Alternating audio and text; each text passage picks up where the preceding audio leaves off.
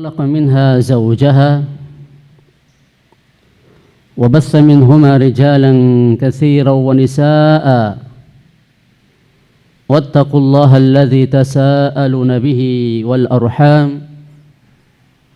إن الله كان عليكم رقيبا يا أيها الذين آمنوا اتقوا الله وقولوا قولا سديدا يصلح لكم أعمالكم ويغفر لكم ذنوبكم ومن يطع الله ورسوله فقد فاز فوزا عظيما أما بعد فإن أحسن الكلام كلام الله تعالى وخير الهدي هدي محمد صلى الله عليه وسلم وشر الأمور محدثاتها فإن كل محدثة بدعة وكل بدعة ضلالة وكل ضلالة في النار. Kaum muslimin muslimat, Bapak Ibu yang semoga Allah Subhanahu wa taala memuliakan kita, memberikan ilmu yang bermanfaat, memberikan amal yang saleh, akhlak yang mulia, memberikan kebahagiaan hidup di dunia wal akhirah, serta memberikan husnul khatimah, dan pada akhirnya Allah memberikan surga kepada kita semua dan diselamatkan dari api neraka. Pada kesempatan yang berbahagia ini, terlebih dahulu kita banyak-banyak memuji dan bersyukur kepada Allah sampai saat ini kita merasakan dan menerima nikmat yang tak terhingga yang Allah berikan kepada kita. Di antara miliaran manusia yang sekarang masih hidup,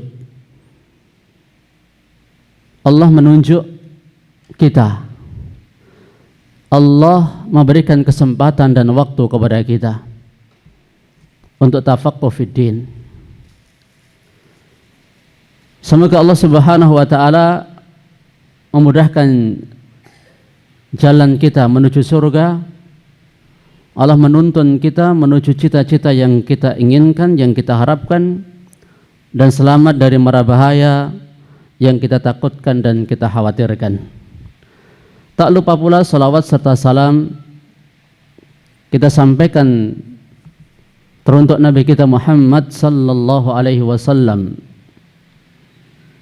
di mana dalam peri kehidupan Nabi alaihi salatu wassalam telah terdapat suri teladan yang baik bagi kita. Antum mau cari dalam bab apa atau dalam hal apa, pasti di sana ada contoh dari Nabi kita Muhammad sallallahu alaihi wasallam. Makanya antum nggak usah cari yang lain. Fokuskan, ketolkan pembelajaran kita terhadap Quran dan sunnah Nabi alaihi salatu wasallam. Mengapa? Bukankah kita semuanya telah hafal? Taraktu fikum syai'ain lan tadillu idza massaktum bihima. Aku tinggalkan untuk kalian dua perkara, selamanya kalian tidak akan tersesat jikalau kalian berpegang dengan dua perkara itu. Apa? Quran sunnah. Ini ibarat ya panduan kita hidup di alam dunia. Quran, sunnah. Kita dikasih hidup oleh Allah Subhanahu wa taala, ini loh pedomannya. Kalau kita di sekolah ada buku panduan. Tergantung kita belajar apa, pasti di sana ada buku panduannya. Lah Quran dan sunnah ini panduan. Kita sudah sangat-sangat dimudahkan oleh Allah Subhanahu wa taala. Panduannya ada, Quran ada, sunnah ada. Kemudian dicontohkan juga caranya. Ibarat kalau orang ngerjakan itu sudah dikasihkan jawabannya.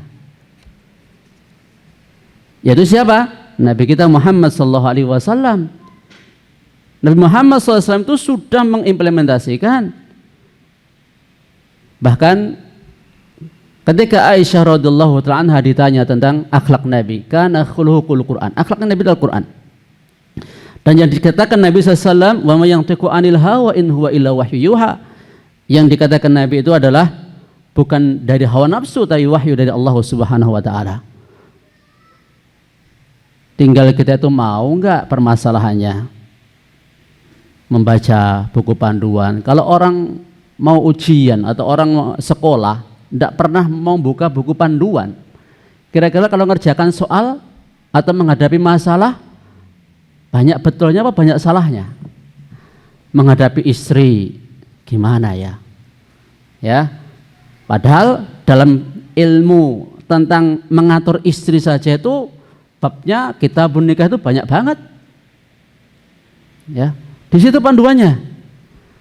Quran sunnahnya ada di situ. Dijelaskan oleh para ulama sangat detail sekali. Kemudian ketika muamalah sama anak, panduannya sudah ada. Ya. Dalam tarbiyatul aulad ada semua itu. Ketika muamalah sama Allah sudah ada panduannya. Bagaimana bersikap kepada Nabi sudah ada. Bersikap dengan orang tua sudah ada. Bagaimana kita bersikap bermuamalah kepada sama kaum muslimin ada. Dengan kerabat ada. Dengan tetangga ada. Dengan pemerintah ada. Dengan non-muslim ada, dengan hewan ada, dengan makhluk-makhluk Allah yang lain ada, semuanya komplit. Permasalahannya, sudahkah kita tahu bahwa selama ini Quran dan Sunnah itu ternyata panduan hidup kita? Kadang kalau kita sudah tahu aja, setan menjauhkan kita dari panduan kita tersebut, lebih milih yang lain. Terus ketika kita tahu bahwa Quran dan Sunnah adalah panduan kita, sudahkah kita mengkaji, baca, mempelajari? Sudahkah Al-Quran kita baca dari awal sampai akhir, termasuk terjemahannya, bahkan tafsirnya? Demikian pula sudahkah hadis-hadis kita pelajari?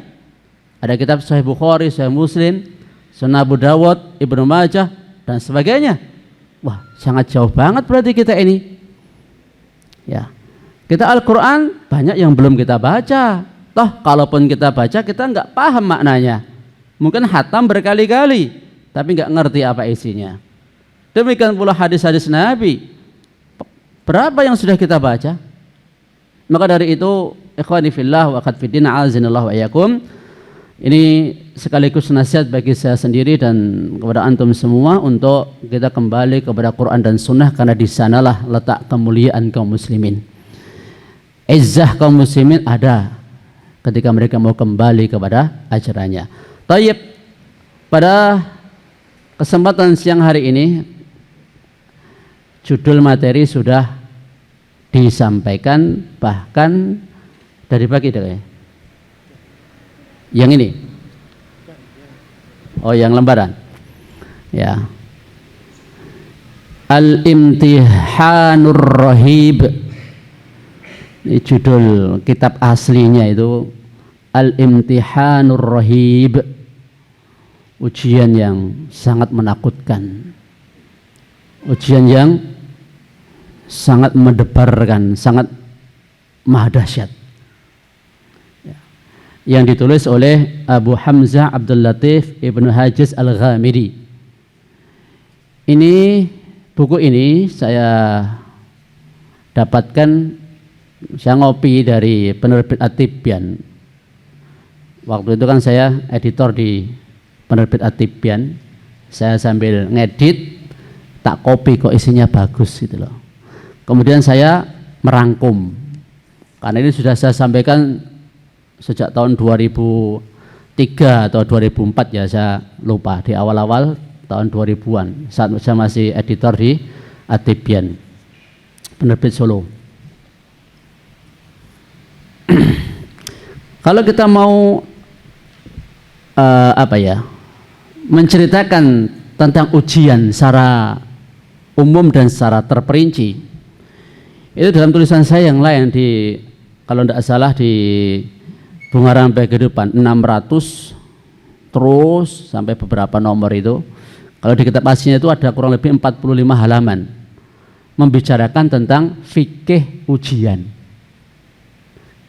Ini kalau ini kan perbedaan ujian. Kalau yang dibahas di kitab Mausu' Fiqhul Qulub ya, yang saya tulis di Bunga Rampai saya juga 600 ke sana ya, itu fikihnya, fikih tentang ujian. Kemarin waktu saya di Kudus pekan kemarin saya sampaikan sana minta yang nomor 601 kalau tidak salah ya, tentang buah manis dari pahitnya ujian. Kalau kita sampaikan yang itu, nanti waktu tidak akan sampai. Maka kita fokuskan saja di sini, di Bunga Rampai saya nomor berapa tadi? 35. Ya, 35. Terus kalau yang sudah punya ininya ya bisa lihat di sini. Boleh, ini hampir sama kok antara yang di sini dengan yang di sini. Baik, Bapak Ibu sekalian, rahimani wa rahimakumullah, wa azani Allah wa iyyakum. Tema pembahasan kita ini baru pertama kali saya dapatkan dulu maksudnya, dan saya sangat tertarik. Oh, ternyata para ulama mereka menelaah dalil-dalil yang ada, kemudian merangkum dan memberikan kemudahan kepada kita ya, lewat tangan-tangan para ulama lah ilmu bisa kesampaian kepada kita, dan kita sampaikan doa-doa baik kita kepada guru-guru kita, ulama-ulama kita, karena lewat mereka lah kita itu ngerti agama, dan mereka telah memudahkan ilmu agama itu sampai kepada kita. Kalau kita tidak lewat lantaran para ulama, mungkin kita akan sangat susah belajar agama itu. Dulu itu Quran, hadis itu tidak ada harokat, tidak ada titik ya, kha, ha, sa, ta, ba, tidak ada. Maka dimudahkan oleh para ulama ya. Demikian pula dulu ilmu fikih itu belum ada, ilmu hadis, ilmu pembagian macam-macam ilmu itu belum ada. Makanya para ulama mereka memudahkan ilmu kepada kita, termasuk ini bagi, kalau menurut penelitian saya, ini beliau memberikan kemudahan kepada kita untuk memahami suatu permasalahan yang ini sebenarnya erat kaitannya dengan hidup kita sehari-hari, dan beliau mau mendekatkan pemahaman tentang kehidupan dunia, wabil khusus berkaitan dengan ujian dunia dengan kehidupan di akhirat, yakni yang berkaitan dengan ujian di akhirat. Sebenarnya di Bunga Rampai saya yang lain saya sebutkan ujian dunia 2, ujian alam kubur 3, ujian di padang mahsyar 7. Ya, ujian di padang mahsyar 7, tapi nanti versi yang lain. Kita jelaskan yang versi ini dulu. Bapak Ibu sekalian, kalau di dunia sekolah, mungkin antum sudah sangat familiar dengan istilah ujian. Ada ujian yang sifatnya harian, ada yang tugas PR, ada yang mid semester, ada yang semester, ada yang sekarang itu saya saking banyaknya itu malah kadang nggak hafal.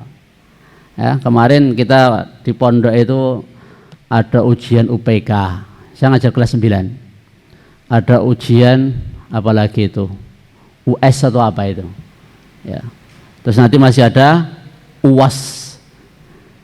Banyak banget ujian. Setahu kita dulu, kita sekolah itu paling EPTA, pra-EPTA atau EPTANAS. Mungkin yang sepuh-sepuh dulu mungkin lebih simpel lagi ujiannya. Ya. Cuma satu mungkin langsung lulus itu. Tapi rata-rata semua pakai ujian ya, orang sekolah itu. Iya. Nah gimana kalau nggak ada ujian, kalau untuk mengetahui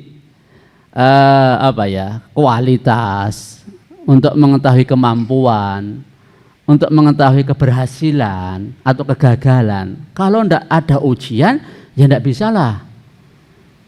Misalnya, dan juga untuk mengetahui jenjang tingkatan. Oh, kamu itu kelasnya seberapa sih? Ya, levelnya itu cocoknya berapa kamu itu misalnya. Masuk anak SD, ya, ini mau masuk kuliah tanpa lewat ujian SMP, tanpa lewat ujian SMA, bahkan masuk perguruan tinggi pun juga ada ujiannya. Ya ini tidak mungkin. Secara ilmu duniawi itu tidak mungkin. Tapi katanya ada loh, umur 11 tahun itu sudah sekolah S2 loh. Kok bisa ya? Nah itu kan langka yang seperti itu. Ya, katanya saking jeniusnya, saking IQ-nya tinggi. Saya lihat itu, ya. Usia sekitar 11 tahun atau 12 tahun itu sudah masuk S2. Ya. Dan ketika orang itu ujian SD, itu pun juga berkelas-kelas. Ternyata SD itu TK ya. Bahkan sebelum sekarang ini banyak banget. Kalau dulu kita itu pahamnya cuma TK, SD, SMP, SMA dan seterusnya. Tapi sekarang sudah apa? Playgroup. Sebelum playgroup masih ada. Sekarang ini tidak ada. Paling awal anak sekolah 3 tahun KB bermain itu ya, playgroup itu ya, playgroup, terus TK, TK-nya 2 tahun lagi, terus SD dan seterusnya. Nah ternyata kok semakin ke sana kok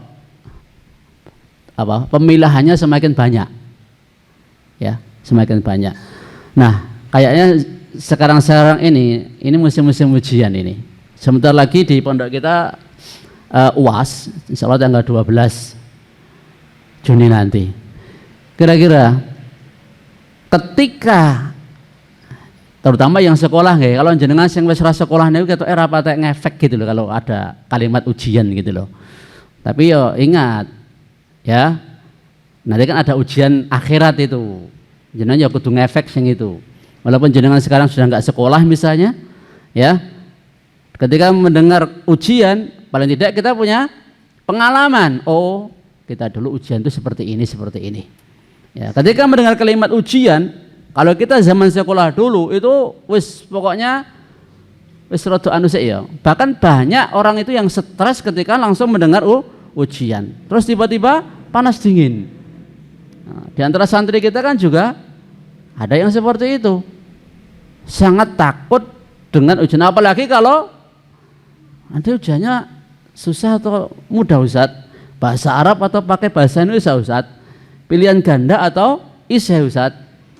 Ya, kalau dulu kita itu ujian itu nggak pernah kok tanya-tanya begitu sama guru, tapi anak-anak sekarang itu kok carinya yang mudah saja. Kita dulu nggak pernah sama guru, Pak, Bu Guru, ya nanti ujiannya gimana, isya semua atau pilihan ganda semua? Enggak, manut sama guru. Masya Allah. Ketika mendengar kalimat ujian, tentu yang terngiang di benak orang yang sadar bahwa dia akan mendapatkan ujian, ini pasti banyak reaksinya. Entah ada reaksi yang kemudian dia bersungguh-sungguh menyiapkan. Kalau dulu ada yang sistem belajarnya itu wayangan, ya toh, semalam. Jadi kemarin itu nggak ada persiapan sama sekali. Terus dalam waktu semalam dikebut. Masih ada sistem belajar wayangan untuk orang sekarang? Masih ada nggak? Ya. Nah, tapi kalau yang sedari awal itu sudah mengumpulkan bahan, menulis dan sebagainya, itu akan lebih ringan daripada yang wayangan. Baik. Saya rangkumkan dulu di sini dari adanya ujian. Itu kita tadi baru bicara ujian dunia loh. Kita belum, ya sekilas di awal mukadimah saya tadi saya sudah nyinggung sedikit tentang makna ujian akhirat, di mana panduan kita untuk mengerjakan ujian akhirat itu apa tadi? Al-Quran, As-Sunnah, dengan petunjuk yang sudah dipraktekkan, diamalkan oleh Nabi Muhammad SAW. Makanya nanti ketika kita mempraktekkan ujian akhirat, ya, kalau tidak tepat betul seperti Nabi, ya nggak bisa dapat nilai 100. Sebagaimana penilaian ujian dunia kan juga beda-beda. Kalau betul persis sekali 100, ya. Kemudian kalau kurang sempurna, penilaiannya juga kurang sempurna. Tayyib, dalam perbedaan antara ujian dunia dan akhirat, kita sampaikan ada kurang lebih 9 perbedaan. Pertama berkaitan dengan materi. Yang kedua berkaitan dengan soal atau pertanyaan. Kemudian yang ketiga tempat.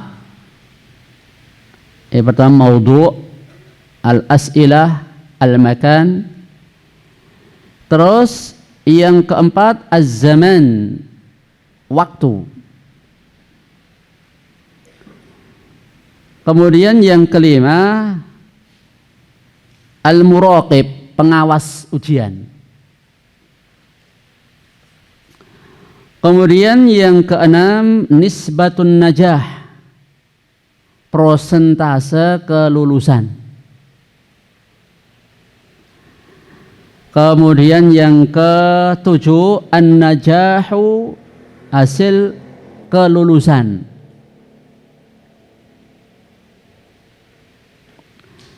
Kemudian yang kedelapan ar-rusub, kegagalan. Dan yang kesembilan fursatun lit-ta'wid, kesempatan mengulang ujian. Kesempatan mengulang ujian.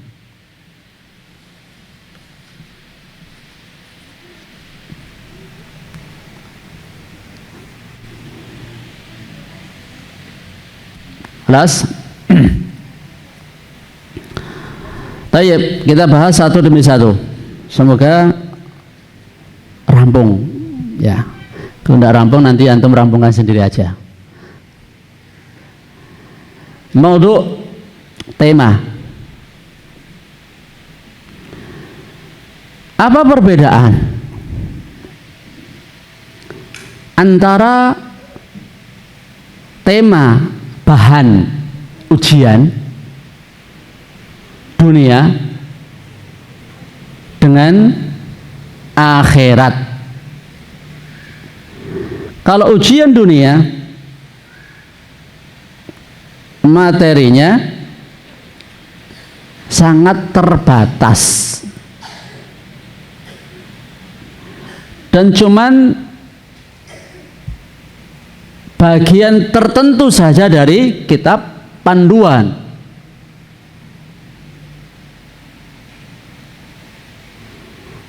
Dan itu pun sudah dipilah-pilah, ada ujian akidah, fikih.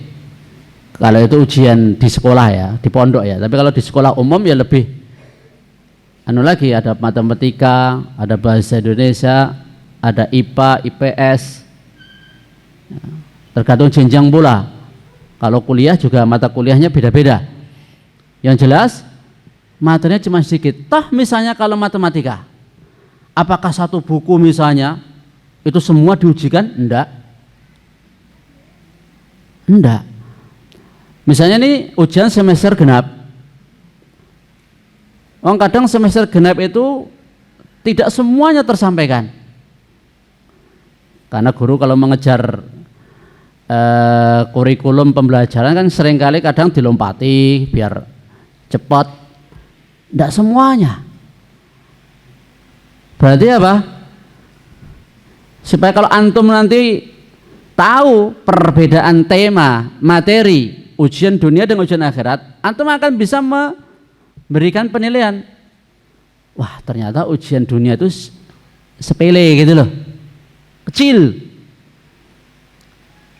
Dibandingkan dengan nanti bahan tema untuk ujian akhirat. Nanti antum kesimpulan akhirnya akan ketemu bahwa ujian dunia itu ada apa-apanya gitu loh. Apalagi kalau zaman sekarang ini dijamin lulus, gitu. Kalau kita dulu ujian itu betul-betul diuji betul, kalau nilainya seringkali nggak pakai katrol gitu loh. Kalau murid zaman sekarang sama nggak kira-kira di sekolah yang lain? Pakai katrol mboten? Itu kayaknya sudah apa ya? Latah di mana-mana gitu ya. Setahu saya sekolah dulu itu nilainya segitu ya segitu.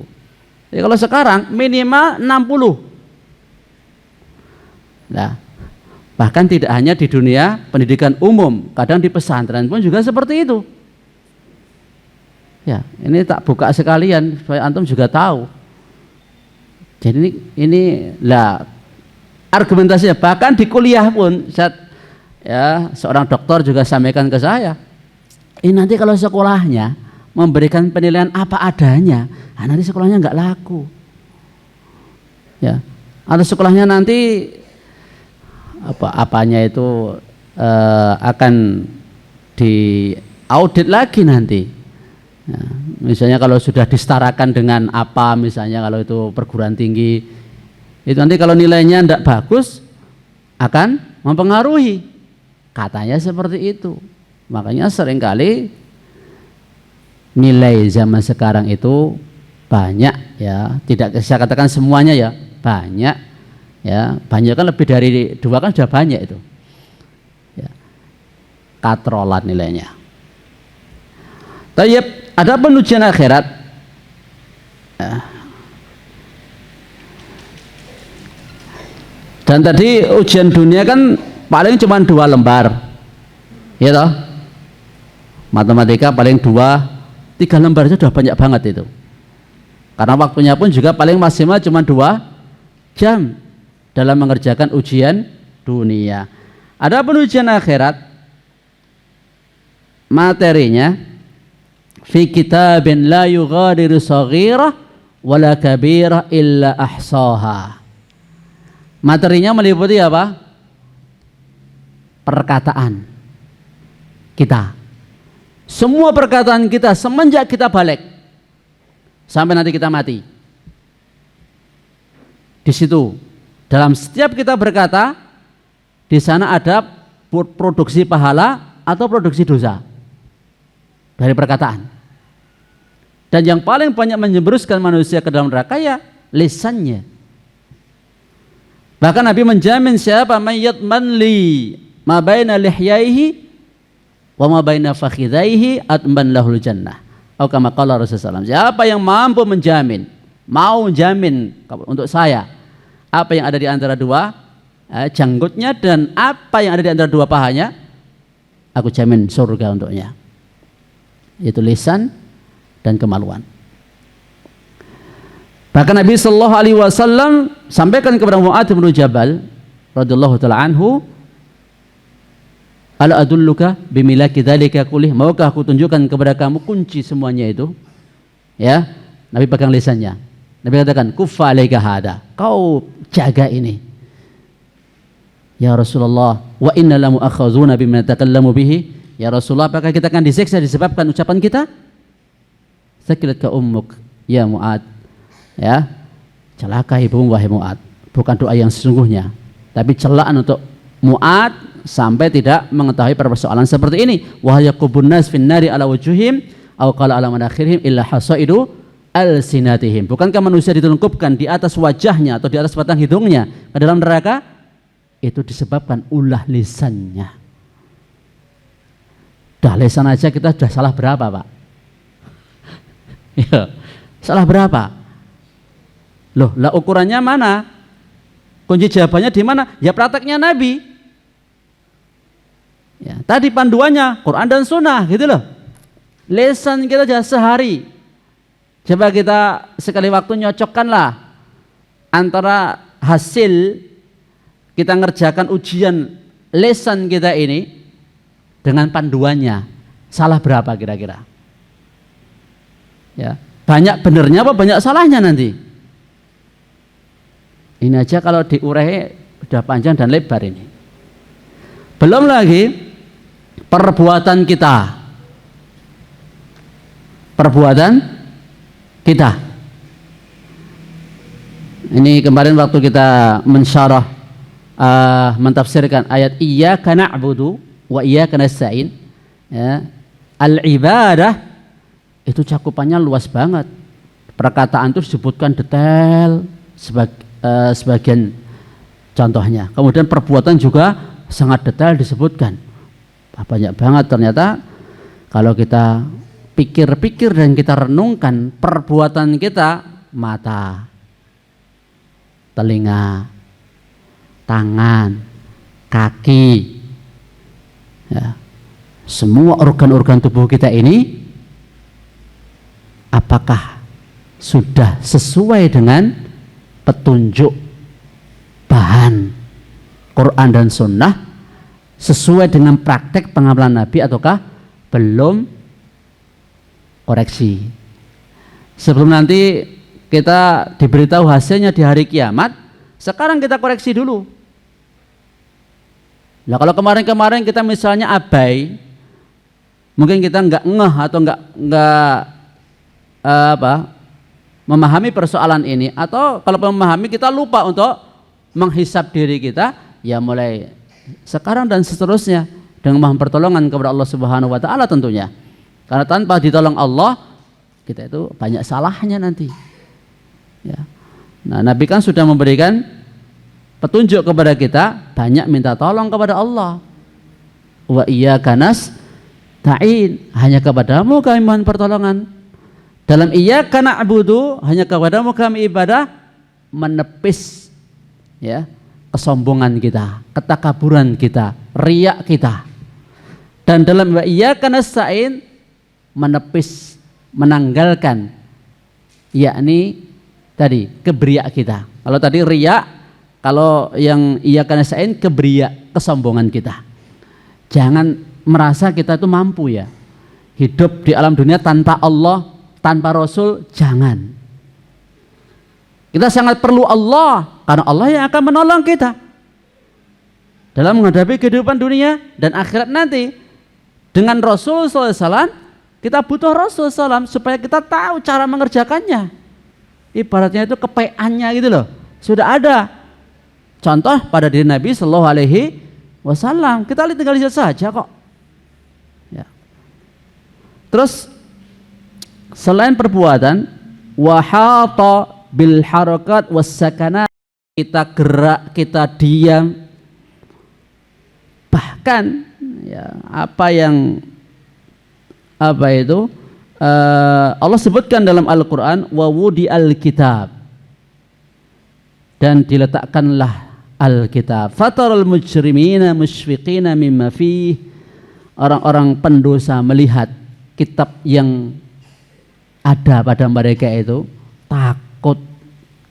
Isinya kitab mereka itu takut. Ya, apa kata mereka?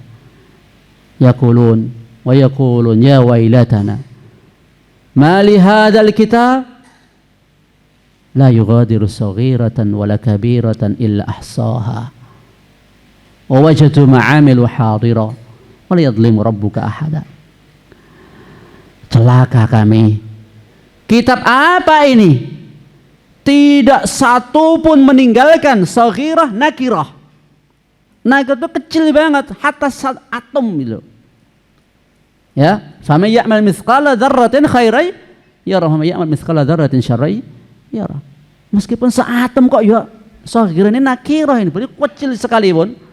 Yang penting itu dikatakan benda sesuatu, wala kabirah, dan juga yang besar melainkan tertulis.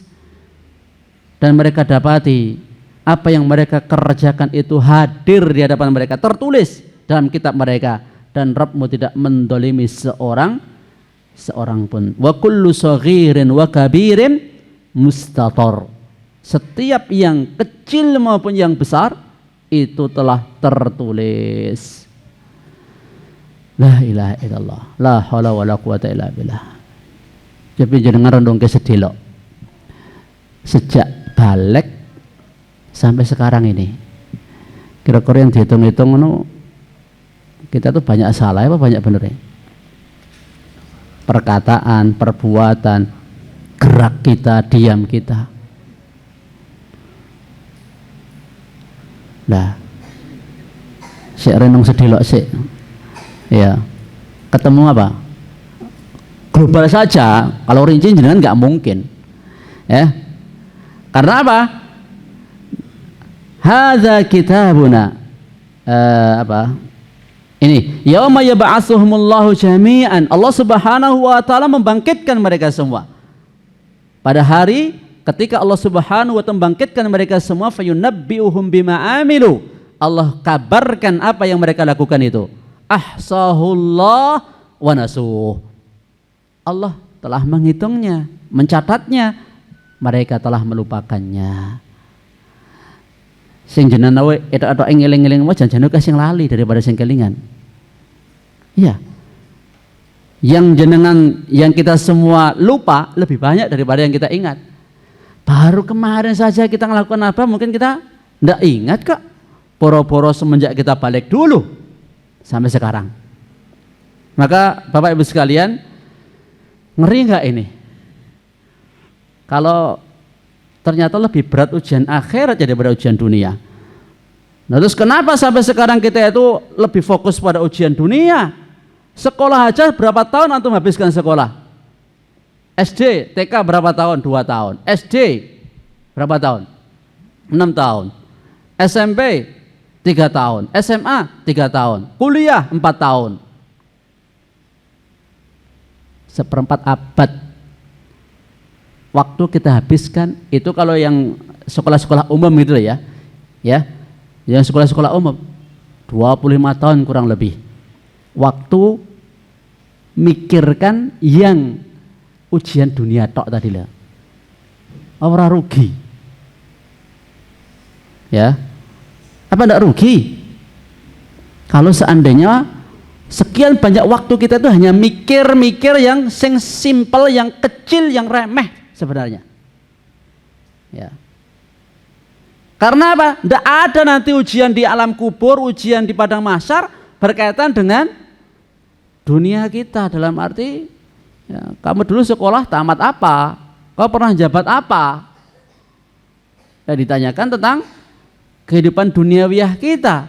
Tapi yang berkaitan dengan pelaksanaan ujian akhirat kita itu apakah kita laksanakan atau tidak? Al-kayyisu man dana nafsahu wa 'amila lima ba'dal maut. Orang yang cerdas itu, orang yang cerdik itu apa?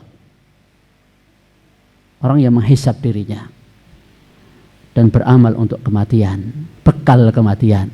Bahkan ketika Nabi ditanya tentang siapa manusia paling cerdas itu, orang yang banyak mengingat kematian. Orang yang paling banyak mengingat kematian. Bahkan kemarin waktu kita membahas bab zuhud bulan kemarin, ya, Sufyan Ats-Tsauri ketika menafsirkan ayat alladzi khalaqal mauta wal hayata liyabluwakum ayyukum ahsanu amala, Allah yang menciptakan mati dan hidup untuk menguji kamu siapa yang terbaik amalnya di antara kamu. Beliau menafsirkan apa? Siapa yang paling zuhud terhadap dunia. Karena mindsetnya Nabi SAW terhadap dunia dengan mindsetnya banyak kaum muslimin sekarang terhadap dunia itu sudah nyimpang. Itu salah sih lagi mindset loh ya. Belum ke yang lain-lain, baru mindset saja.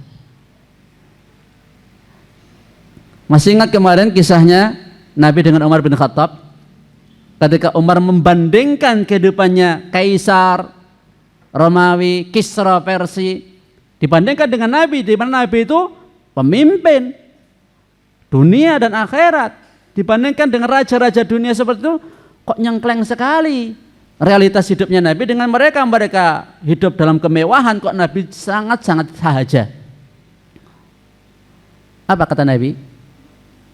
Ya, atardawna ya ibnul Khattab, ala tardawna ya ibnul Khattab, lahumud dunya walanal akhirah. Apakah kamu enggak ridha wahai putra Khattab? Untuk mereka memang dunia, untuk kita akhirat.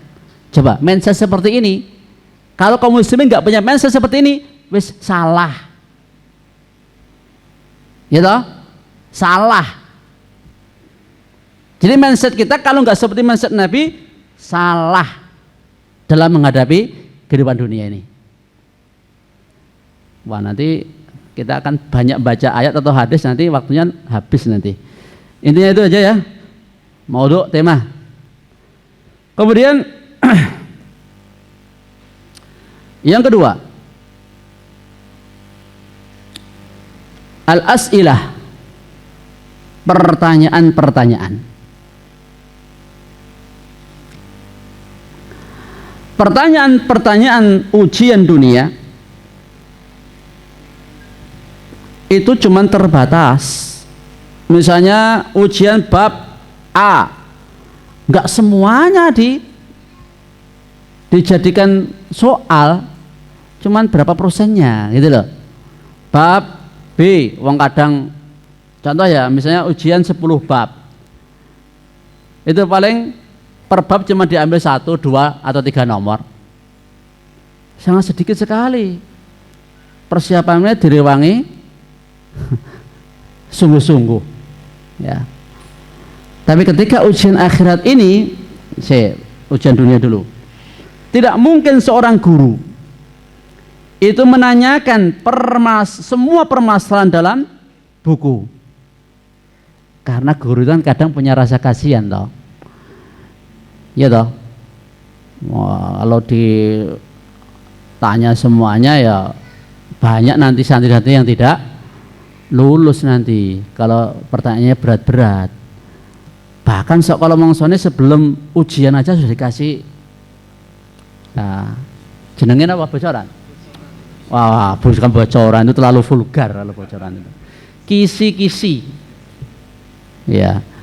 Bahasa kerennya kan kisi-kisi. Nah, tapi kan arti kata lainnya kan sebenarnya kan sudah dikasih rambu-rambu, nanti soalnya yang akan keluar seperti ini. Itu aja jokes yang salah loh anak-anak itu. Gitu. Gumen loh anak-anak zaman sekarang itu wis digampangke. Ternyata semakin digampangke ujiannya ki ora menjamin semakin baik mutune. Coba kalau dulu para ulama dulu belajar, apa mudah kayak seperti orang zaman sekarang belajar? Wah, enggak. Contoh ringan sajalah. Imam Syafi'i ketika mau belajar sama Imam Malik, hafal kitab Muwatta'nya dulu kok. Coba murid-murid saiki do kaya ngono kuwi. Ora yo luar biasa semua itu. Jadi Imam Syafi'i mau meguru sama Imam Malik, hafal sih kitab Muwatta', kitab hadisnya Imam Malik. Bahkan para ulama dulu di antara mereka mensyaratkan yang harus belajar aku hafal Quran dulu. Sana belajar Quran dulu. Ya. Terus apa? Belajar hadis dulu. Baru diterima jadi muridnya. Rekoso enggak dulu? Syekhul Islam Ibnu Taimiyah rahimahullahu taala, beliau tuh enggak punya apa ya? Buku kayak kita, apalagi laptop, apalagi kayak klik keluar sendiri. Ya, sanad keluar. Mau nyari apa sekarang guys? Sekarang merem iso. Ibaratnya gitu. Imam Ibnu Taimiyah rahimahullah taala dulu itu pakai papan gitu loh. Ya. Terus sama nyatet hadis. Ya, atau nimba ilmu dari gurunya. Jenengan bayangke nggih, ndak ada mikrofon. Iki jek mikrofon wae ya orang karuan jauh paham semua kok. Apalagi kalau gurunya nyampaikan, gak tempatnya nggak kayak begini. Ya tempatnya kan kalau dulu kan sekolahnya itu ya kayak di pelataran gitu, tanah lapang. Jangan bayang kayak itu, ya. Terus kalau gurunya kayak muridnya ribuan, kayak Imam Ahmad bin Hambal 5.000 yang belajar sama beliau, 500 ngambil ilmunya beliau, yang lain tuh ngambil adabnya Imam Ahmad bin Hambal. Ya, jadi ditulis ya, di papan itu, kemudian dihafalkan, besok itu dihapus lagi, terus meguru besoknya begitu lagi. Jadi setiap kali dapat ilmu dari gurunya ditulis, dihafalkan, terus kan itu nulis lagi. Coba yang santai-santai saya ikut yang ngono kuwi, wah pinter-pinter kok. Jadi nggak ada jaminan kalau sekarang sekolah itu memudahkan, bahkan sangat-sangat memudahkan, itu kadang malah kurang berkualitas mutu pendidikan di tempat kita, ya, di negeri kita secara umumnya. Tapi kalau bentuk soalnya itu memang, kalau setahu saya dulu ya, bentuk soal ujian waktu kita sekolah umum ya, itu ada pilihan ganda, ya, sekitar 30 soal. Kemudian jodohkan atau benar atau salah 10 soal. Isai 10 soal. Kalau sekarang ini, kenapa Pak? Pilihan ganda. Gitu, ujian kenaikan apa UAS itu pilihan ganda nggak kalau di umum? Ada isinya nggak? Sini guru-guru umum ada nggak sini? Ya. 50 soal pilihan ganda semua. Nggak pernah pinter-pinter anak-anak. Ya. Tapi kita juga coba dalam sekolah itu, ketika dikasih isai itu mesti banyak salahnya itu loh. Makanya kita arahnya itu memang ke pilihan ganda sekarang ini kalau ngasih soal itu. Kalau dibuat kayak dulu itu kayaknya kok bijinya lek kabeh. Iya. Saya juga ngetes seperti itu. Ini kan dikai pilihan ganda nilainya agak bagus. Tapi kalau ada isainya, kemarin UPK saya ngoreksi, saya anukan anak-anak itu, lah ini nilainya kok kan dikai apa? Isainya kok banyak yang jelek gitu loh. Nah, kita kembali kepada pertanyaan-pertanyaan ini untuk membandingkan kita. Ternyata ya sekarang ini nggak usah risau masalah ujian dunia itu. Justru yang kita risaukan itu Pak, ujian akhirat, soal-soalnya. Ya, soalnya. Apa soal-soalnya? Lihat ini. Allah Subhanahu wa taala berfirman, fa warabbika, mencakup seluruh aspek kehidupan, ya, detail tentang umur manusia, pertanyaan tentang perbuatan, harta benda, niat, keyakinan, waktu, amanah. Allah Subhanahu wa taala berfirman, fa warabbika lanas'alannahum ajma'in, maka demi Rabbmu pasti kami menanyai mereka semua. Allah akan nanyai mereka semua. Apa yang Allah akan tanyakan? Amma kanu ya'malun, tentang apa yang mereka lakukan. Amal itu kan ada amalan hati, amalan lisan, amalan anggota badan. Ya. Pertanyaannya detail banget itu. Amma kanu ya'malun. Waqifuhum innahum mas'ulun. Ya. Dan berilah mereka, sesungguhnya mereka akan ditanya. La tazulu qadama ibni Adam min indi rabbih, tidak akan bergeser kedua telapak kaki manusia dari sisi Rabbnya, hatta yus'al an khams, hingga ditanya tentang 5 perkara.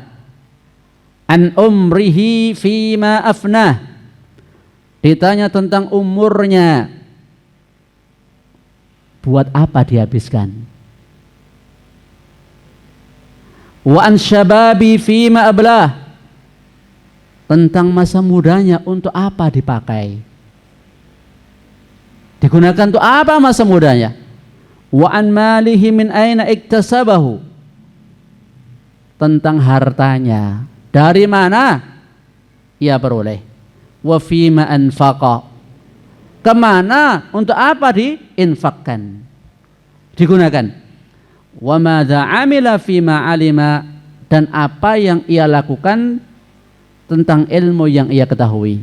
Masya Allah, lemes ya.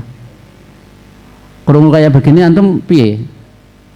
Lemes apa tambah semangat? Susah ya. Makan nggak enak, tidur nggak nyenyak. Makanya para salaf dulu mereka itu sangat, hidup itu bagi mereka ya, mereka itu teringat neraka itu sampai nggak bisa tidur kok. Susah nggak kalau seperti itu? Kalau kita justru malah kalau ingat ya, sangat beda kita dengan para salaf itu ya. Makanya kan dalam Al-Quran, kanu minal laili ma yahja'un, mereka itu di waktu malam mereka gunakan untuk ibadah kepada Allah ya.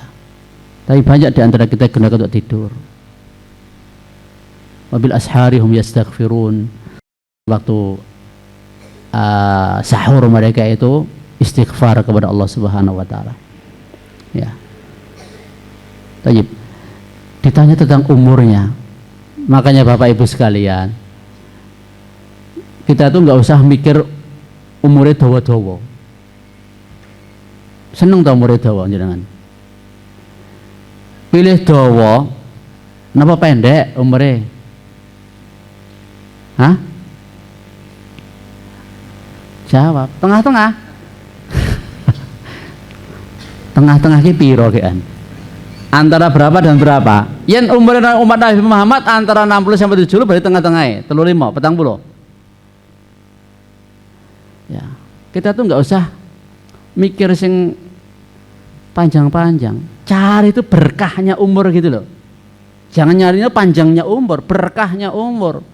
Jenengan pilih ndi? Umur 45 kaya Imam Nawawi.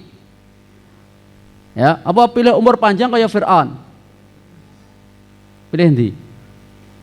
Ya wis rasa perlu dijawab tadi kok. Imam Nawawi cuma 45 tahun loh umurnya. Tapi gimana? Barokah enggak usia beliau? Barokah. Kitab-kitab beliau dipelajari sampai sekarang di berbagai penjuru dunia. Ya. Yang kita cari umur sing berkah gitu loh. Ada di antara kita mungkin ya, atau banyak di antara kita yang umurnya sampai 70. Apa yang bisa dia perbuat? Ya. Apa yang bisa ia sumbangkan untuk Islam dan kaum muslimin? Karena nanti ada juga pertanyaan tentang siapa yang kamu sembah dan bagaimana kau menjawab Rasul sallallahu alaihi wasallam. Wa madza ajabtumul mursalin? Gimana kau menjawab? Sikapmu bagaimana ketika datang Rasul menyampaikan risalah dari Allah Subhanahu wa taala? Bagaimana sikapmu? Tidak peduli aco tak aco, atau cancet caliwan dah berusaha untuk mengikuti jejak para nabi dan rasul. Imam Syafi'i 54 tahun umurnya, tapi mampu mengguncangkan dunia. Bahkan beliau mujaddid abad yang kedua. Para ulama memasukkan beliau mujaddid abad kedua. Umar bin Abdul Aziz mujaddid abad pertama. Didapatkan oleh para ulama. Mujaddid abad kedua Imam Syafi'i rahimahullah ta'ala. Umurnya berapa sih? 54 tahun. Jadi saat ini jenengan wis umure 50 swidak niku rasa mikir dawa-dawa. Mikirnya masih ada waktu. Ya, kita berbuat yang sebaik-baiknya. Jangan mikirnya nggo awake dhewe tok. Kalau untuk diri kita sendiri itu namanya soleh untuk diri kita sendiri. Kalau bisa solihun muslih, soleh dan mensolehkan orang lain. Manfaat untuk kita, manfaat untuk orang lain. Syekh Muhammad bin Shalih Al-Utsaimin dalam khutbah dia ulama beliau dalam salah satu isi khutbahnya diantaranya, madza umniyatuk, apa cita-citamu? Ya, cita seorang muslim, an aisha sa'idan wa amuta hamidan wa ub'atsa aminan. Aku ingin hidup bahagia, mati dalam keadaan terpuji, dibangkitkan aman dari siksa. Hidup yang bahagia itu wah nanti syarahnya panjang. Mati terpuji itu juga panjang syarahnya. Kalau bisa matinya kita, ada contohnya enggak? Kepeane wis enek. Kayak siapa? Ya matinya kayak Nabi lah kalau bisa. Ya toh? Bagaimana Nabi? Ya berjihad di jalan Allah dengan sepenuh jiwa, raga, harta. Semenjak Nabi diangkat jadi Rasul, beliau bagaimana? Apakah santai-santai? Hidup menikmati kehidupan dunia dengan nyaman? Terutama kita-kita yang misalnya diberi rezeki yang berlimpah oleh Allah Subhanahu wa taala. Nabi enggak begitu mindsetnya. Semenjak diangkat jadi Rasul, Nabi sungguh-sungguh melaksanakan dakwah ilallah. Kalau seandainya hidup di dunia ini cukup kita punya akhlak yang baik, ya, lembah manah, tepos liro, andap asor, ya, kan ada sebagian dai yang juga punya gelar profesor, doktor, ya, itu cukup akhlak saja. Kalau cuma akhlak dalam kita berislam itu, Nabi itu ndak usah diangkat jadi Rasul, akhlaknya udah bagus, dikenal oleh kaumnya, akhlaknya baik kan. Ketika Nabi mendakwahkan risalah Allah Subhanahu wa taala, sejak itu permusuhan kaumnya bergulir kepada Nabi sallallahu alaihi wasallam sampai beliau wafat. Bahkan ketika Nabi wafat, sebelum wafat kan Nabi ditawari oleh Allah Subhanahu wa taala. Ibaratnya kalau antum sudah berjihad, ya, ibaratnya inilah misalnya sudah mengupayakan ini dakwah di Pati ini misalnya, wes berpuluh-puluh tahun misalnya, wes karek nemu hasilnya. Antum pengennya apa? Nabi kan sudah berjuang 23 tahun lamanya. Kan akhirnya Mekah sudah bisa ditaklukkan. Orang masuk Islam secara berbondong-bondong. Islam telah sempurna. Pengen jadi raja? Ya toh? Namanya sudah perjuangan, apalagi pahit getirnya Nabi SAW dalam berjuang itu luar biasa. Pengen jadi raja? Siap. Ya. Allah sangat mampu untuk menjadikan Nabi raja dunia ketika itu. Beliau sudah jadi raja dunia ketika itu, bahkan melebihi raja dunia atau menghadap Allah Subhanahu wa taala. Apa yang dipilih Nabi? Firrafiqil a'la. Ini mindset lagi. Ya toh? Mindset kita harusnya seperti itu. Apa? Berjuang menegakkan kalimatullah. Ya terus kita rindu sama Allah, jangan rindu sama dunia. Gitu loh. Dunia mau kita tinggalkan kok dirindu itu gimana? Allah yang mau kita menghadap padanya kok malah kita nggak rindu. Bahkan kalau mau mati malah nggak seneng. Takut nggak kalau antum mati? Padahal mau berjumpa siapa kalau mati itu? Ya berjumpa Allah kan. Ya, itulah penyakit umat Islam, ya, yang disampaikan Nabi SAW. Apa itu penyakitnya? Wahan, hubbud dunya wa karahiyatul maut, cinta dunia dan takut mati. Lah kalau mentalnya umat Islam walaupun miliaran jumlah mereka, kalau mentalnya seperti itu, ya nggak manfaat. Musuh nggak takut sama mereka itu. Nah, dicabut rasa gentar dari dada musuh kalian, dan kalian dilebeti kehinaan hingga kalian kembali kepada Allah Subhanahu wa taala dan Rasulnya sallallahu alaihi wasallam. Gimana nih? Sudah tidak bisa semua ini kalau nggak dijelaskan detail nanti ya kurang sedapatnya aja ya. Itu baru umur ya, makanya siap-siap mawon jenengan sing umure dawa, siap dengan pertanyaan maksudnya ya. Termasuk masa muda, wah udah kadung tuai gimana, baru nyadar ketika sudah tuai, gimana? Tidak apa-apa, nggak ada kata terlambat. Karena apa? Karena yang jadi penentu itu akhir amal kita. Innamal a'malu bil khawatim. Yang menjadi penentu amal kita itu pada akhirnya. Yang lalu-lalu ada seorang yang melakukan amalan penduduk surga, hatta ma bainahu wa baina illa dhira'. Jaraknya itu tinggal sehasta saja dengan surga. Tapi ketentuan Allah telah menakdirkan dia ahli neraka, akhirnya di akhir kehidupannya dia melakukan amalan ahli neraka, masuklah dia ke neraka. Ada sebaliknya, seorang di antara kamu melakukan amalan penduduk surga hingga jarak antara dia dengan surga tinggal sehari saja, ketentuan Allah telah menyatakan dia ahli neraka, akhirnya di akhir kehidupannya dia melakukan amalan ahli neraka, masuklah dia ke dalam neraka. Jadi nggak usah khawatir, yang penting kita itu tadi loh, mohon pertolongan sama Allah. Ya. Ibnu Taimiyah rahimahullah beliau menyampaikan, ta'ammaltu anfa' du'a fa idza huwa talabul auni ala mardatihi. Aku itu memikirkan doa apa yang paling manfaat. Ternyata doa untuk mohon pertolongan kepada Allah biar bisa menggapai ridhonya Allah, dan aku dapati itu dalam surah Al-Fatihah. Makanya disyariatkan 17 kali minimal kita baca surat Al-Fatihah. Bahkan kalau kurang satu tidak sah. Ya. Tidak sah. Terus minimal itu ya. Berarti itu sangat pentingnya kita itu mohon pertolongan kepada Allah. Tanpa ditolong Allah, tugasnya banyak banget ini tadi loh.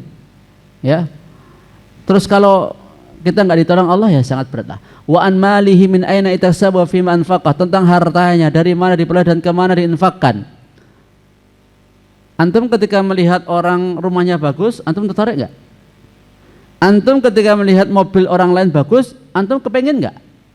Antum ketika melihat sawah, ladang, harta, hewan ternak, dan tetek bengeknya dari harta benda duniawi yang dimiliki orang lain banyak, antum kepengen nggak?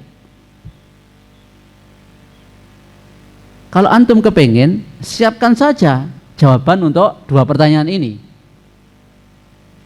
Siap-siap saja, nggak apa-apa. Dari mana kau dapatkan hartamu? Terus untuk apa?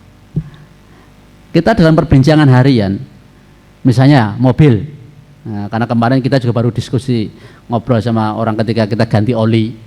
Ya, dia katakan, ini mobil saya ini sejak tahun 2002 enggak pernah ganti ini, sampai sekarang masih bagus. Kondisinya masih orisinil semuanya. Masih bagus semuanya, catnya masih bagus. Kok bangga? Mobilnya ijik apik, ijik mulus kok bangga. Kuwi berarti ora tau digunakake. Ya toh? Ya, coba kalau dipakai untuk dakwah, ya. Melintasi gunung dan semuanya, gampang rusak enggak? Ya gampang rusak. Mobil bagaimanapun apiknya, kalau jalannya rusak ya tetap gampang rusak. Mobil mulus halus kok bangga piye? Ya. Contoh aja sepeda motor dan sebagainya juga. Ya. Nah, harusnya kita alhamdulillah kalau selama ini kita banyak spare part yang kita ganti, kita banyak gini ya karena memang dipakai untuk berdakwah dan lain sebagainya. Ya, siapkan itu jawabannya. Jangan malah seneng. Ya, apa-apa nih cik mulu cik apik ya, lah karena nggak pernah dipakai ya, rumah juga begitu masih mulus. Coba kalau dipakai untuk anak-anak TK atau apa orek-orekan atau rusak misalnya ya, tapi kan jelas ini untuk manfaat gitu loh ya. Terus wamadza amila fima alimah ya, apa yang diamalkan dari ilmu yang dia ketahui ya, sangat banyak ya ini penjabarannya sebenarnya. Terus al-makan, tempat dunia, tempatnya kalau sekarang ujian itu sangat nyaman. Dulu kita waktu ujian itu kan ditulis harap tenang ada ujian. Sekarang itu enggak ada kayaknya. Masih ada Pak di sekolah? Masih? Kalau kita di pondok enggak ada harap tenang, enggak ada. Nah, mungkin di sekolah umum itu masih ada ya. Ya, sampai segitunya dikasih tanda yang menyadarkan orang lain dan yang membuat khusyuk peserta ujian. Khusyuk karena apa? Harap tenang. Kan dikasih peringatan seperti itu. Orang lain, wah ini baru ada ujian ya, tidak boleh macam-macam. Sampai seperti itunya loh ujian dunia. Nah, bagaimana dengan tempat di ujian akhirat? Ya, ujian dunia ya tergantung kelas sekolahnya. Kalau yang kelasnya mahal ya AC, ya wes pokoknya nyaman lah. Tapi nggak ada jaminan loh ya. Sekolah yang itu tadi, ya akan menghasilkan anak didik yang baik, tidak ada jaminan. Demikian pula sekolah yang misalnya ala kadarnya, kemudian mutunya masih jelek, juga nggak ada jaminan. Ya, Allah kok yang ngasih kok. Ya. Terus kalau tempat di akhirat, yauma tubaddalul ardu ghairal ardi was samawat, pada hari ketika diganti bumi dan langit dengan yang selainnya. Yauma yaj'alul wildana syiba, pada hari ketika anak-anak dalam menjadi beruban. Terus tuhsyaruna hufatan uratan ghurlan, kalian akan dibangkitkan dalam keadaan telanjang kaki, tidak berkhitan, telanjang badan. Ya Rasulullah, ar-rijalu wan nisa yanzuru ba'dhum ila ba'd. Ya Rasulullah, wanita laki-laki wanita sebagian mereka melihat kepada yang lain. Al-amru asyaddu min ayyuhimmahum dzalik, urusannya itu lebih berat daripada keinginan terhadap lawan jenis itu. Tidak ada, ya. Yauma tarawna tadhalu kullu murdi'atin amma arda'at, pada hari ketika kau lihat hari tersebut, hari kiamat tersebut, lupalah setiap wanita yang menyusui, amma arda'at, dari anak yang ia susui. Wa tadau kullu dzati hamlin hamlaha, dan gugurlah setiap kandungan wanita hamil. Wa tarannasa sukara ma hum bisukara, dan kamu lihat manusia dalam keadaan mabuk, pada mereka tiada mabuk. Walakin adzaballahi syadid, namun azab Allah sangatlah pedih. Ya. Bapak Ibu sekalian rahimallahu wa iyyakum, matahari didekatkan sejarak 1 mil, manusia berkeringat, ya, kan di padang mahsyar, yang mana hari, ya, satu hari apa, khamsina alfasana, sama dengan 50.000 tahun menurut perhitungan manusia. Itu bagi orang kafir. Dalam penafsiran para ulama, ya, fi yaumin kana miqdaruhu khamsina alfasana, di suatu hari yang kadarnya 50.000 tahun. Itu kalau bagi orang kafir di padang mahsyar, ya, sebelum diputuskan hukum di antara manusia. Satu hari 50.000 tahun dalam hitungan manusia. Matahari didekatkan sejak 1 mil. Siapa yang kuat, siapa yang tahan? Antum bayangkan saja, di sini di dunia ini ada lapangan, janganlah di dunia lah, di Jawa Tengah ada satu lapangan yang bisa menghimpun semua warga Jawa Tengah. Berapa? 30 juta lebih mungkin ya, 40 juta lebih di satu tempat. Rasanya piye? Enggak ada jual es, enggak ada, ya, pohon berteduh enggak ada. Di padang mahsyar itu enggak ada bangunan, enggak ada pohon, enggak ada, ya, sesuatu yang kita biasa lihat di alam dunia ini. Sudah berbeda, buminya, langitnya sudah beda.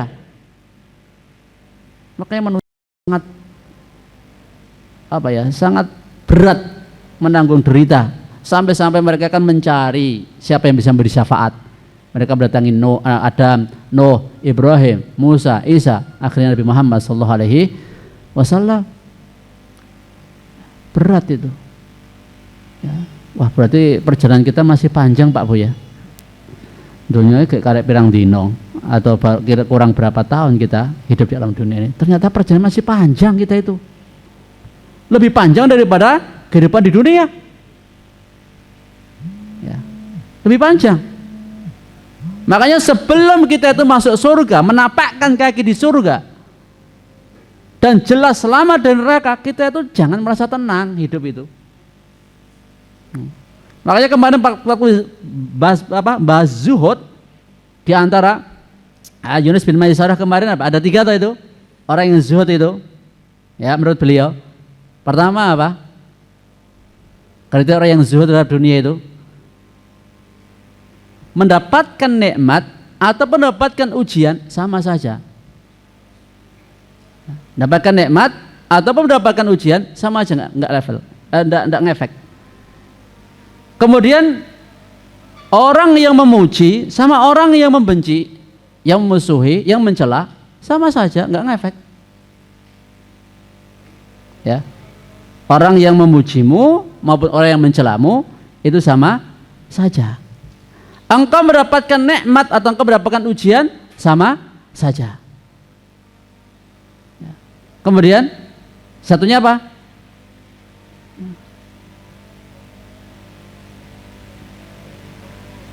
Tadi saya mau menyebutkan yang pertama kok malah lupa yang pertama. Ya. Ya. An-nama diha wa dhammuka, terus engkau mendapatkan musibah atau tidak mendapatkan musibah sama saja.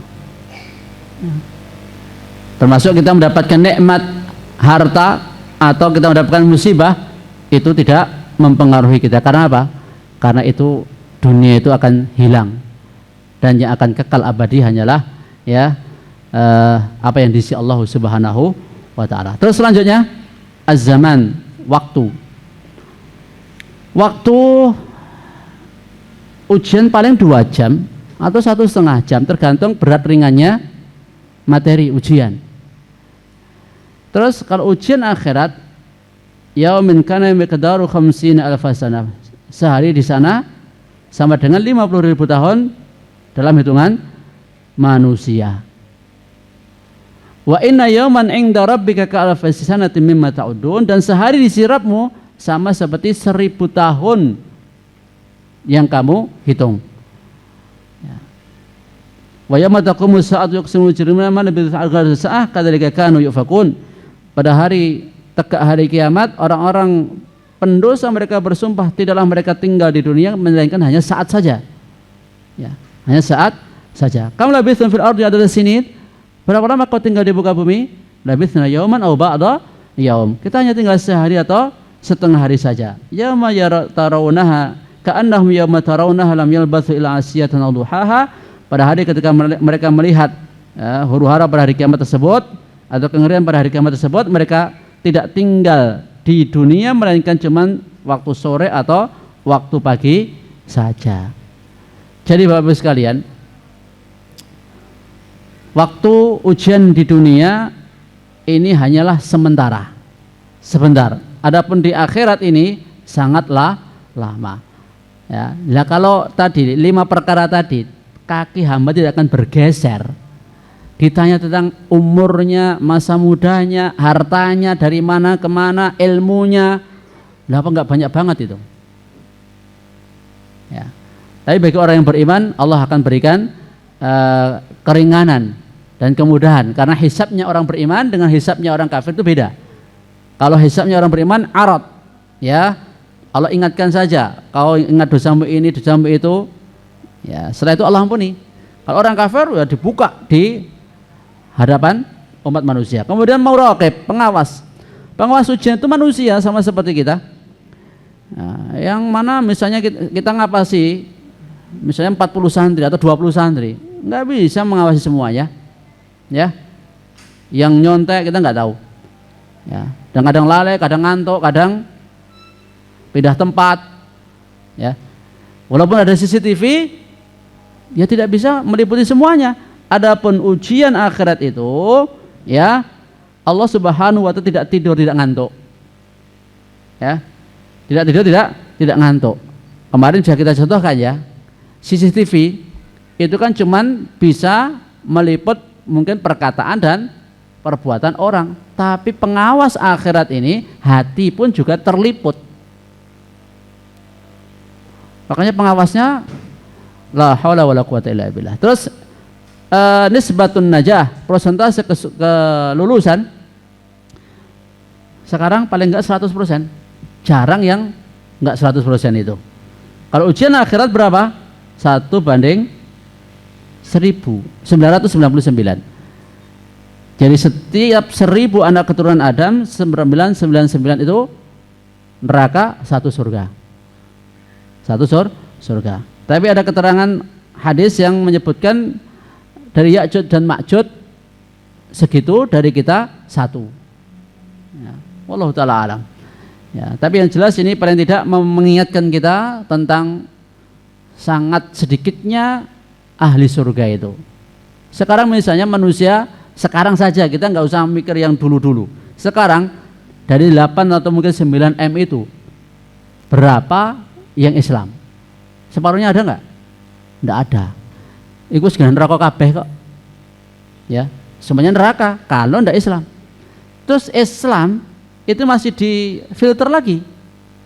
Yang Islam tenanan sama Islam yang nggak tenanan, separuhnya ada nggak? Ya, yang betul-betul mengamalkan ajaran Islam, nggak usah surveinya dunia lah, se-RT aja.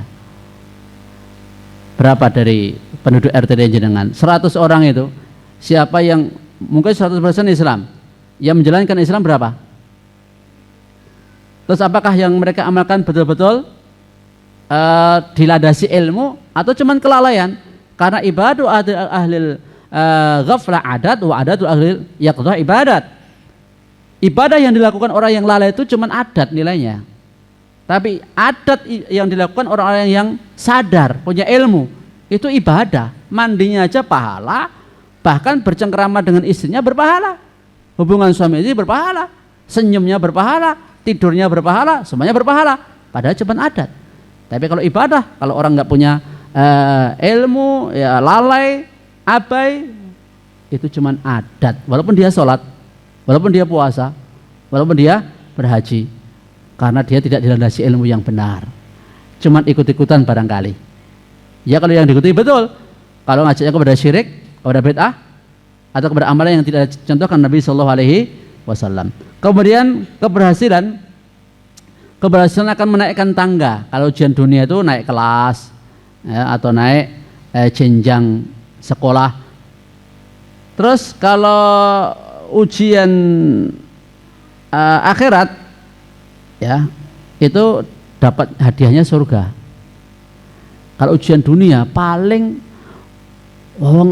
cuman trofi piala dunia emas segitu aja direbutkan berbagai negara di penjuru dunia, ya. Cuman segitu loh. Kaya ngono direwangi apa ya? Ya kayak gitulah piala dunia. Itu yang mungkin paling bergengsi mungkin ya. Adakah piala-piala lain atau kejuaraan yang lain dari perlombaan ujian dunia itu? Sekolah-sekolah ya paling apa ujiannya? Dapat beasiswa nu seneng ram-ram. Iya toh? Kalau dulu mungkin saya masih umum, sekolah umum mungkin juga seneng banget itu. Tapi setelah kita tahu ternyata ya apa sih cita-cita kita itu?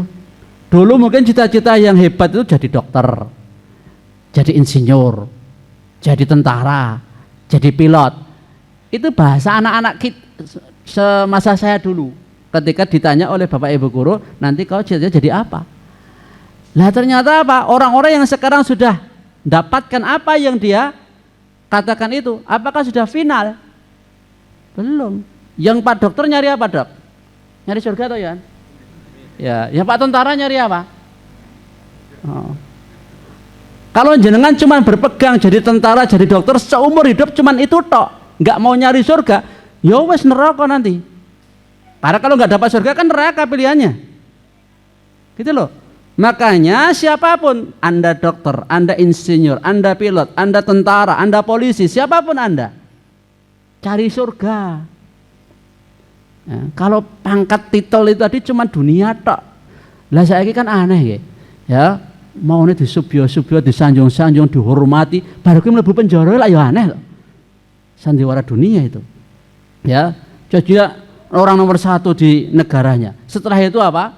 Malah masuk bui. Ya. Ini apa ini? Kenikmatan yang semu. Ya, kenikmatan yang semu. Fir'aun dulu kurang apa waktu menjabat jadi raja? Tapi ternyata apa? Sekarang tinggal namanya nama yang jelek. Korun kurang apa kayaknya dulu? Sekarang tinggal nama yang jelek. Apa kita mau mengikuti jejaknya Korun dan Fir'aun? Itu tadi nyontek jawabannya ikut Nabi, gitu aja lah. Udah habis ya? Waktunya udah habis. Terus kegagalan. Kalau kegagalan kita masih bisa mengulangi. Tapi kalau kegagalan akhirat, tidak ada kesempatan balik lagi. Mau balik nggak bisa lah. Ya, kesempatan mengulang sudah tidak ada. Mungkin ini yang bisa saya sampaikan Bapak Ibu sekalian. Mudah-mudahan ini paling tidak manfaat untuk saya sendiri dan Anda semuanya. Bukan berarti saya yang terbaik di antara antum, ya, dan bukan berarti saya sudah yang paling benar dalam mengerjakan ujian akhirat, tapi hanya mimbab nasihat saja. Ya, tolong dicatat, saya bukan yang terbaik, ya, di antara antum semua. Barangkali banyak di antara antum yang lebih baik dari saya. Hanya mengingatkan saja, tanasabil haq wa tanasabil bis sabar. Kalau ada padanya semata datang dari Allah Subhanahu wa taala, ada kekurangan kesalahan dari saya sendiri, nasallahu li wa lakum al-afiyah wa tuqa wal afaf wal ghina wa ilman nafi'a wa amalan mutaqabbal wa qalban saliman wa niyatan khalisah wa laqan karim subhanaka walhamdika asyhadu an la ilaha illa anta astaghfiruka wa atubu ilaik. Assalamualaikum warahmatullahi wabarakatuh.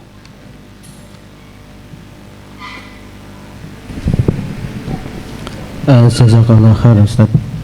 Bapak ibu-ibu yang kami hormati, sebelum dikumandangkan azan ya, monggo Mas, saya